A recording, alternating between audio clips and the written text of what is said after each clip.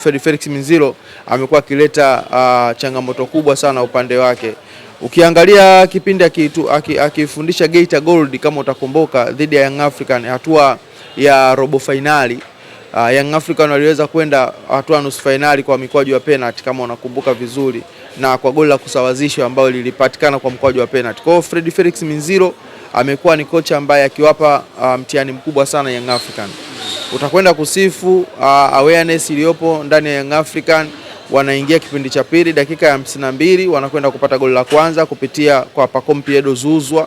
Ukiangalia namna goli lilivyokuwa limetengenezwa ni sanjari kabisa na aina ya uwanja ambao upo. Ukiangalia uwanja ule sio uwanja ambao unaruhusu bora kuweza kutembea, ni uwanja ambao unatakiwa upige mipira mirefu. Tunamwona Bakari Nondo Mwamnyeto anapiga pasi ndefu inakwenda kwa Mudathiri anagusa, anaingia katika eneo la katikati ambao kulionekana wakina Mgunda, wakina Mukono wakiwa wapo eneo kubwa sana la kuzuia, wanakwenda kumgasi Pacome Pedro Zouzoua, lakini anajikaza katika boksi na kuweza kutupia goli. Lakini pia ukiangalia mjengo wa goli la pili pia ilikuwa ni aina hiyo pia. Ukiangalia namna ambavyo limeweza kutengenezwa ni pasi ndefu kutoka kwa Ibrahim Abdullah Baka kwenda kwa Maxim pia Nzengeri. Maxim Nzengeri anapokea, anaingia kwenye 18, anapiga cross, anaikosea Alan Okelo, rebounding inakwenda kwa Laurindo Aurelio Depo, anakwenda anafunga. Kwa ni aina ya magoli ambayo yanafanana na aina ya kiwanja, kwa sababu kiwanja kikupi favor ya kucheza mpira wa kuweza kupiga pasi fupi kuweza kusogea katika eneo la timu pinzani, ni mipira mirefu. Na katika hili Yanga wamefanikiwa kwa sababu wana defense line ambayo inaweza kupiga mipira mirefu kwa ufasaha. Rejea mechi na Mashujaa, goli lilofungwa na Mudathiri Yahya Abasi ni mpira mrefu ambao ulipigwa na Djigui Diarra, ambao ukiangalia pasi ile ilikwenda kwa Prince Dube, anagusa, unakwenda kwa Mudathiri anafunga. Na ukiangalia hata magoli ambayo yamefungwa dhidi ya Fountain Gate pia ni mipira mirefu ya aina hiyo. Kwa hiyo kwa aina ya viwanja na aina ya wachezaji waliopo Yanga wanakwenda kubadilika kulingana na aina ya kiwanja. Hiyo ni kongole kubwa sana kwa upande wa benchi la ufundi la Young African. Yeah. Sasa alisemwa sana Pacome Pedro Zouzoua kwamba ameshuka kiwango, lakini kuna jana ameweza kufunga goli. Pengine ilikuwa mapema sana kuweza kumsema kwamba ameshuka kiwango. Unajua watu wengi wanapima mchezaji kupanda kiwango au kushuka kiwango kwa kuweza kuscore. Hilo ndo tofauti yangu mimi na watu wengi sana. Watu wengi wanakuwa wanaona kwamba kwa sababu Pacome Pedro Zouzoua alikuwa afungi basi kiwango chake kimeporomoka zaidi. Yes, it's true kwamba ukimwangalia Pacome Pedro Zouzoua msimu uliopita ambaye alikuwa akiwania tuzo ya mchezaji bora wa msimu na Pacome Pedro Zouzoua huyu wa sasa wameweza kupishana. Hiyo ni kweli kabisa, lakini kuweza kupima fakti ya ubora wa mtu kwenye kufunga tu, hiyo ndo ambacho mimi kwangu mimi kinakuwa kipo tofauti kidogo. Na ukimwangalia Pacome Pedro Zouzoua mbali ya kudrop kiwango chake, lakini uwepo wake uwanjani umekuwa na msaada mkubwa sana. Uwepo wake uwanjani umekuwa na tija kubwa sana. Angalia aina goli anakwenda kulifunga ni daraja lake, kwa sababu ukiangalia aina mchezaji mwingine uwezi kufunga goli katika mazingira kama yale. Ukiangalia mabeki zaidi ya watatu wakiwa wamekaa katika eneo ambalo wanakugasi usiweze kuliona lango vizuri, unakwenda kufunga. Tafsiri yake ni kwamba huyu amekuwa ni mkomavu na amekuwa ni mtu ambaye kwenye matumizi ya nafasi yuko vizuri. Kwa hiyo unakwenda kusifu katika eneo hilo. Daraja lake linabaki pale pale. Ni kadhalika pia ukifananisha na uwezo wa Djigui Diarra. Ukiangalia Junior alipiga faulu ambayo ilikuwa nzuri sana akiwa ameshirikiana na Mukono. Faulu ambayo ilivuka defense line ya Young African inakwenda kwenye tight angle, lakini unamwona Djigui Diarra anaruka tena anaenda katika mkono mwingine. Uelekeo ni mkono wa kushoto, wanakwenda kutoa mkono wa kulia. Umeelewa vizuri hapo? Tafsiri yake ni kwamba ametanua mbao mpaka hatua ya mwisho kwenda kucheza ule mpira.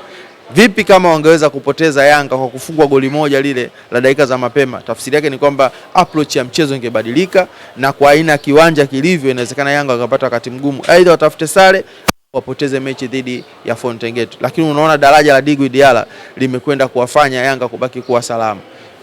Bila kusema kwamba usalama wa Young Africa kwenye kusekiwa alama 3 katika kila michezo migumu, Diarra ameimbwa sana, amekuwa sababu ya Yanga kuto kupoteza. Ukirejea mechi ambayo anapoteza dhidi ya Dodoma Jiji kwa sababu nje ya uwanja, kama Diarra angebaki katika eneo la kiwanja, siamini kama Young Africa wangeweza kupoteza mchezo ule. Lakini pia ukija kuona pia mchezo ambao wanakwenda kusekiwa alama 1 dhidi ya TRA ni Diarra aliamua. Wanakwenda kupata alama 1 dhidi ya Mbeya City ni Diarra ambaye aliweza kuamua. Kwa hiyo unakuja kuona kwamba Ukiwa na wachezaji wenye madaraja makubwa kama Diala, kama Pacome Pedro Zouzoua, inakwenda kukusaidia katika nyakati ngumu kuweza kuamua tofauti, kuweza kupata alama 3. Macho ya wengi yalikuwa ni kumwangalia Alan Okello, nini kitafanyika juu yake, lakini hajaweza kufanya chochote mechi ya pili. Pengine sasa ile ilikuwa ni upepo ama ni nini? Pengine kwa wanaozungumza kwamba Alan Okello sio kupewa zamana mpaka sasa hivi. Bado watu pia hawaelewi maana ya football. Football ndio maana kuna kitu kinaitwa team. Team maana yake ni muunganiko wa mchezaji mmoja na mchezaji mwingine kuweza kutengeneza combination, hatimaye kuweza kutoa matokeo.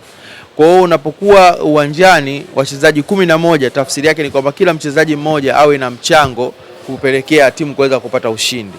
Alan Okello ukiniambia kwamba hajatoa mchango wote kwa mechi mbili, kwa maana kwamba mechi ya Mashujaa na mechi ya Fountain Gate, bado nitakwenda kuuliza maswali. Ulikuwa unataka atoe mchango wa aina gani mpaka uweze kuamini kwamba yeye ameweza kuwa sehemu ya kuweza kuwa tishio kwa upande wa timu pinzani?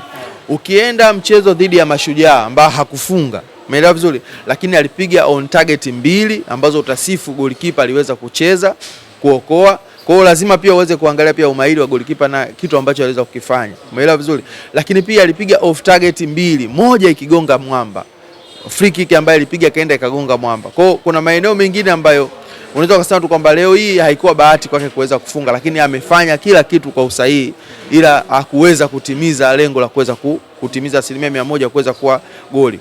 Huyu ni Alan Okello alifanya dhidi ya Mashujaa. Ukiangalia mechi iliyomalizika dhidi ya Fountain Gate, huyu Alan Okello ndiye ambaye amesababisha hata goli la pili kapatikana la ulindo wa Aurelio Depu. Ukiangalia cross ambayo ilipigwa na Maxim pia Nzengeri ilikwenda kwa miguu ya Alan Okello, akapiga uelekeo wa golini, akazuia Mgunda. Alipozuia ikawa deflected, mpira ukaenda kwa nani? Kwa Depu. Depu akafunga. Tafsiri yake ni nini? Kwamba uwepo wa Alan Okello ulisaidia kuweza kupiga mpira kuelekea langoni. Beki alikuwa sehemu sahihi, akaugonga mpira ukarudi katika eneo ambalo la kuchezwa, Depo akamalizia na ndo goli kapatikana. Kwa hii ndio mchango wa mchezaji kuwa katika eneo la kiwanja, sio kufunga peke yake. Hata hapo mwanzoni alipokuwa amecheza michezo 18, tulipokuwa tunamzungumzia kwamba amecheza michezo 18, amefunga magoli 11, ametoa assist 7, jumla amehusika kwenye magoli 18, michezo 18, goli 18, 100% viwango vya ufanisi. Haimaanishi kwamba amekuwa consistent kila mchezo kuweza kufunga. Kuna mchezo mwingine alikuwa anaingia apati goli, kuna mchezo mwingine anaingia assist, kuna mchezo mwingine anafunga lakini atoe assist. Lakini ukija kuunganisha mchango wake wote, accumulation yote, unakuja kupata kwamba huyu viwango vyake vya ufanisi ni 100% kwa wastani ambao ameweza kuhusika goli moja kwa kila mechi moja. Kwa hiyo unakuja kuona kwamba unapokuja kupata takwimu ya moja kwa moja ya mchezaji, maana yake ni kwamba unakwenda connect dot ya mchezo mmoja kwenda mchezo mwingine, dakika moja kwenda dakika nyingine. Ni michezo miwili amecheza, hajahusika kwenye kufunga moja kwa moja, hajahusika kutoa goli la moja kwa moja au pasi la moja kwa moja, lakini mchango wake umeweza kusaidia kuweza kuwapa wengine kuweza kufunga. Nimekupa mfano kwa Depu baada ya deflected ball iliyopigwa na Alan Okello kuelekea langoni, beki kuzuia na Depu akaweza kufunga. Mimi nakuwa tofauti sana na wachambuzi wengine aidha na wadau wa soka wengine ambao wanaamini kwamba kiwango cha mchezaji bora kwenye mechi lazima aweze kufunga. Uwepo wake tu uwanjani na ile mchango wake ambao unapelekea watu wengine kuweza kufunga, unasema kwamba huyu aliweza kusaidia. Kwa mfano kocha Jurio niliwahi kumsikia pia akisema kwamba Yanga wamefungwa na wameshinda wazawa wa kimataifa, hawana faida yoyote kwenye kikosi cha Young African. Umeelewa vizuri? Ukiangalia hapo unakuja kumuuliza Jurio, wewe ulicheza mpira, wewe ni kocha. Teamwork tafsiri yake ni kwamba connection from A to B, kwamba A apige kwa B, B apige kwa C, D aweze kufunga. Kitu gani mpaka kusema kwamba hakuna mchango wowote? Hebu tuangalie, ni kweli hakuna mchango wowote? Goli la kwanza linafungwa la dhidi ya Mashujaa, anafunga Mudathir Yahya, basi mpira umetoka kwa Djigui Diarra, international player, amepiga mpira mrefu umekwenda moja kwa moja. Wa kwanza kugusa ni Prince Mpumalelo Dube kwa kichwa, ni mchezaji wa kimataifa. Umeelewa vizuri? Unakwenda kwa Mudathir Yahya, basi ana turn, anakwenda anafunga goli zuri kabisa, mchezaji mzawa wa kimataifa Diarra, wa kimataifa Prince Dube, mzawa Mudathir amefunga kwa msaada wa wachezaji wa kimataifa wawili. Unasemaje wachezaji wa kimataifa hawana msaada? Umeelewa vizuri? Twende goli la pili. Goli la pili inapigwa pasi ndefu, umeelewa vizuri, inakwenda kwa Maxim Pia Nzengeli. Maxim Pia Nzengeli huyu ni international player, sio mchezaji mzawa. Anaingia kwenye sita, anapiga cross fupi, kwanza anapiga kwa golikipa anaucheza, rebounding ball inarudi na zaga, anaenda Maxim Pia Nzengeli huyo wa kimataifa, anapiga katikati, mpira unakwenda unazaga, unakwenda kwa Bakari Nondo Mwamnyeto, anafunga. Amefunga Bakari Nondo Mwamnyeto, mzawa ndio. Wewe unaangalia tu mtu akifunga ndio mchezaji bora, lakini alisababisha kufunga nani? Mchezaji wa kimataifa ambaye nani? Maxim Pia Nzengeli. Inawezekana mzawa angepiga, kipa amecheza, angekata tamaa, lakini wa kimataifa amepiga, kipa akacheza, kaenda kamalizia. Na haya ameyafanya Maxim Pia Nzengeli mara nyingi. Ashai kufunga akapiga, kipa akacheza. Zile JKT ukiangalia misimu ile iliyopita, alipiga mpira JKT, kipa akacheza, kaenda kamalizia. Kwa hiyo ni tabia yake. Huyu ni mchezaji wa kimataifa, amekwenda kutoa mchango, mchezaji mzawa amekwenda kufunga. Kwa hiyo unakuja kujiona kwamba wadau wa soka, wachambuzi, mashabiki, wakati mwingine wanamwangalia mchezaji kwamba ili aweze kuwa bora ni kuona tu anafunga ndio useme kwamba huyu sasa amekuwa bora zaidi, lakini hawaangalii michango mingine midogo ambayo inakwenda kuipelekea timu kuweza kupata ushindi. Kuna mtu mwingine anaweza akasema kwamba mimi ninapomwangalia Dube sione anachokifanya uwanjani. Lakini je, wewe unaangalia mpira kwa njia gani? Kwa sababu kwenye mpira wakati mwingine sio lazima ufunge wewe. Unaweza ukatengeneza link ya sehemu ya kuzuia na sehemu ya kushambulia. Dube ndicho ambacho anakifanya. Wakati tunashambuliwa, mimi narudi kusaidia kuzuia. Wakati huo kama tukiupata mpira, mimi ni linki kutoka eneo la kuzuia kwenda eneo la kushambulia, na anafanikiwa sana katika maeneo hayo. Anaweza asifunge yeye. Watu wanapokuwa aware na yeye, anakuja kufunga Mudathiri, anakuja kufunga Maxi, anakuja kufunga Bakari Nondo Mwamnyeto na watu wengine kadha wa kadha. Kwa hiyo ni kitu ambacho ni kawaida kabisa, ni kitu ambacho unatakiwa uangalie mpira sio kwa ushabiki, uangalie mpira kwa kuweza kuupenda mpira na kufuatilia mpira vile ambavyo unataka. Unaionaje Yanga hii kuelekea katika mbio za ubingwa? Wengi wanaamini kwamba Yanga ana mechi ngumu sana zilizobakia, mechi 3 hizi. Lakini pia upande wa pili wao nakwambia muda wote Yanga anaweza kadondosha. Pengine kwa kweli namna unavyoitazama Yanga, ni kweli Yanga ana mechi ngumu kama ambavyo wanavyosema wao, na je, kweli anaenda kudondosha kama ambavyo wapinzani wanavyosema? Ukweli usiopingika ni kwamba Yanga mechi ngumu zilizopo mbele zake ni mechi hizo 3 ambazo zimesalia, JKT Tanzania, TRA na Azam. Kimpira lazima ukubaliane kwamba ana mechi ngumu.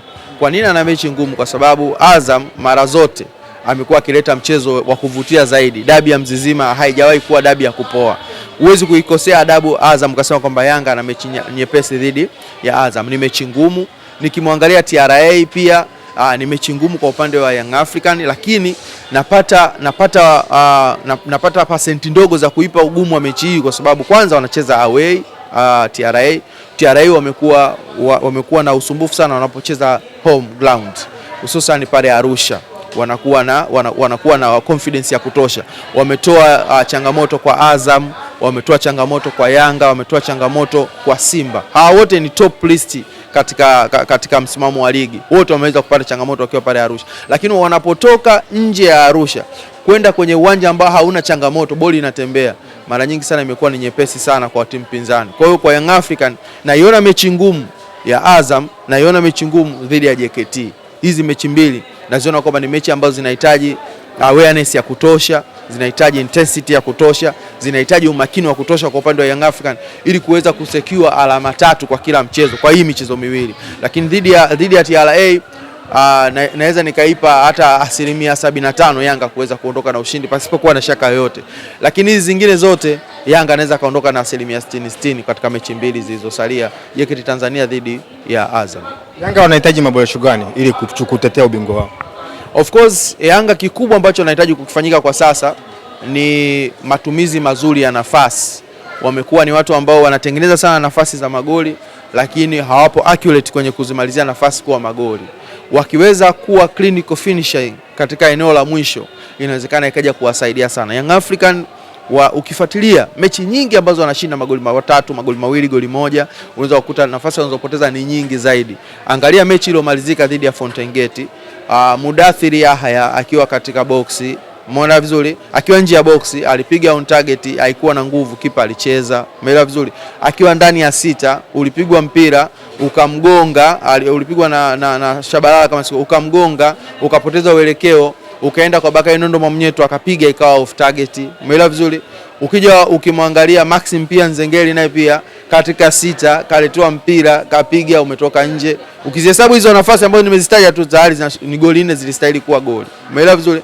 Ukija kujumlisha na magoli ambao wameweza kuyafunga, aliofunga Pacome Pedro Zuzwa, aliofunga Laurindo Depu, ina maana kwamba wangekuwa na utajiri wa magoli kama kungekuwa na matumizi sahihi ya nafasi. Kwa hii kwenye eneo la matumizi sahihi ya nafasi kwa Young Africa nimekuwa ni mwiba mkali sana ambao unawahukumu kwa kiwango kikubwa sana. Yes. Tunarejea katika mashindano ya CRDB Bank katika ambapo inaenda kukutanisha timu 4 nusu finali, ambapo Yanga inaenda kukutana na Azam FC na Simba inaenda kukutana na Coastal Union. Pengine unaonaje michezo hii itakwenda kuwa michezo ya aina gani, labda tunaenda kushuhudia nusu finali ya aina gani katika michuano hii ya CRDB Bank? Ni mechi ya Yanga na Azam na kwenda kuona kwamba ni mechi yenye hadhi ya fainali. Mechi ya Simba na Coast Union pia na kwenda kuiona pia ni mechi yenye hadhi ya fainali, kwa sababu hizi timu zote zilizoingia hatua ya nusu fainali zote zimecheza fainali. Kimwangalia Young African amecheza fainali zote 4 ambazo yeye aliweza kuwa bingwa, yeye ndo mwana fainali. Lakini pia katika fainali zake hizi zote 4 alizocheza, amecheza fainali na Coast Union akachukua kwa mikwaju ya penalty, amecheza fainali na Azam mara 2. Moja kwa mikwaju ya penalty, moja katika dakika 90. Moja ilichezeka Tanga, nyingine ilimalizika pale Amani Complex Zanzibar. Umeelewa vizuri? Na ukija ukimwangalia Simba naye pia ameshacheza fainali na alichukua kombe dhidi ya Young African kule Kigoma, goli la Tadeo Lwanga. Kwa hiyo unakuja kuona kwamba ni nusu fainali ambazo zote mbili zina hadhi ya kuwa fainali.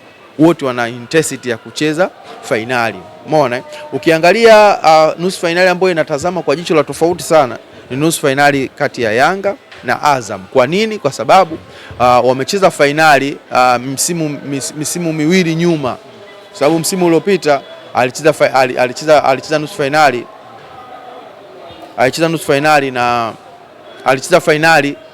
Yanga alicheza fainali na Singida Black Star, lakini nyuma yake alicheza fainali na Azam.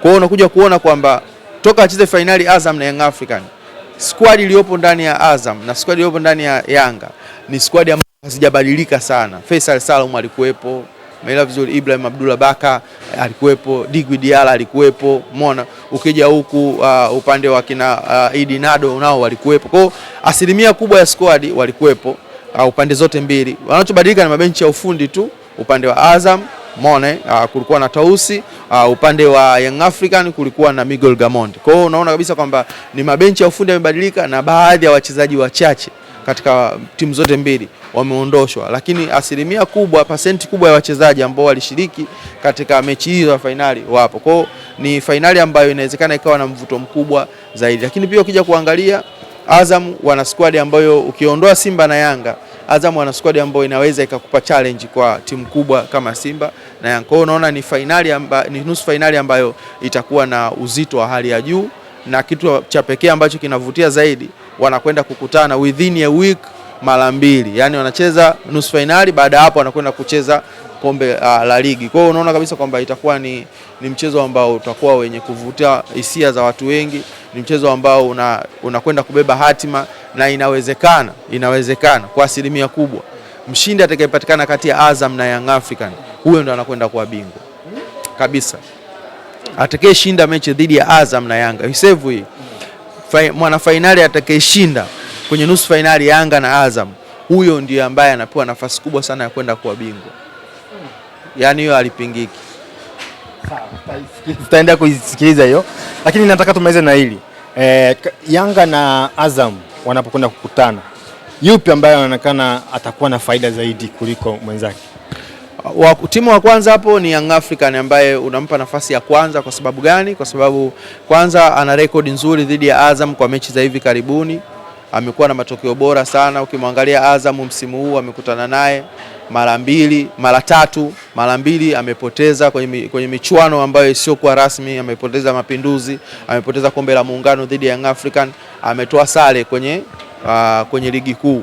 Umeelewa vizuri? Ukirudi nyuma, Azam aliweza kupoteza kwenye ligi, alipoteza mara 1, Yanga pia naye akashinda mara 1. Lakini pia katika hatua muhimu kama hizi Young African amekuwa akiwa anaibuka shujaa sana mbele ya Azam. Nenda kule Tanga, Yanga anapoteza ngao ya hisani kwa Simba mechi ya fainali, lakini nusu fainali alicheza na Azam na Azam aliweza kupoteza.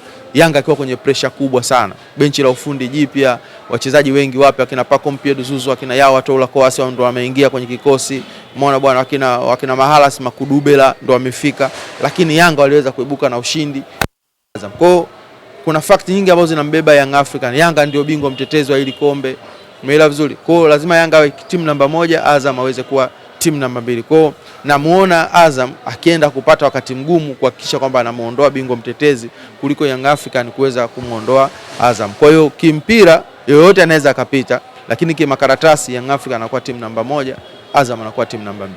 Kwa sababu Azam anaenda kukutana na Yanga back to back mara 2. Unadhani nguvu itakuwa ni ile au kuna mchezo pengine Azam anaweza akalegeza? Mchezo ambao namuona Azam akienda kucheza kwa umakini mkubwa na kimahesabu ni nusu finali, mchezo wa CRDB.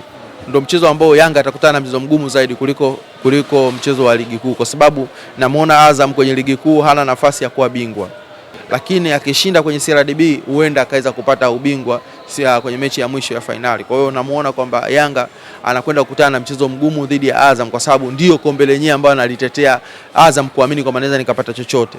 Na Young African yeye pia anahitaji kuandika rekodi kwamba katika misimu 5 ya utawala wangu basi nichukue vikombe vyote, nichukue FA, nichukue na ligi kuu. Kwa hiyo mchezo utakuwa mgumu sana kwa Young African, kwa maana ya kwamba upinzani atakopata kwa Azam, kwa sababu Azam atahitaji kupata ili kombe ili aweze kumaliza msimu akiwa na kombe angalau hata moja kwenye kabati lake, na ana uhaba wa kupata makombe kwa misimu mingi huko nyuma.